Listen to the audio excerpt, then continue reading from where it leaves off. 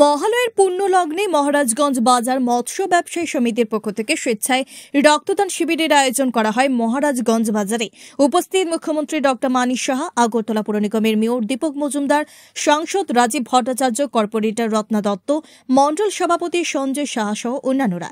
এদিন রক্তদান শিবিরের উদ্বোধনী অনুষ্ঠানে বক্তব্য রাখতে গিয়ে মুখ্যমন্ত্রী ডক্টর মানিক সাহা বলেন, রক্ত এমন এক জিনিস যা মানুষের শরীরে থেকে একমাত্র সংগ্রহ করা সম্ভব। বিজ্ঞানের আবিষ্কার যতই অগ্রগতি হোক না কেন, বিজ্ঞানীরা এখনো পর্যন্ত রক্তের বিকল্প কোনো কিছু আবিষ্কার করতে পারেননি।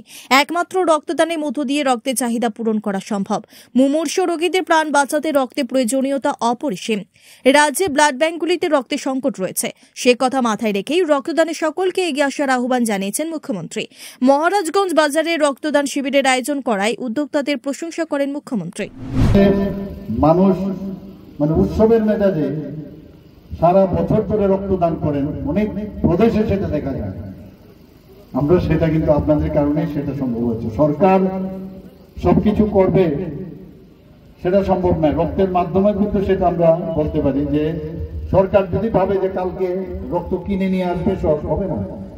আপনারা সেখানে রক্ত দান করবেন, তবেই এই যে শূন্যতাটা সেটা পূরণ হবে।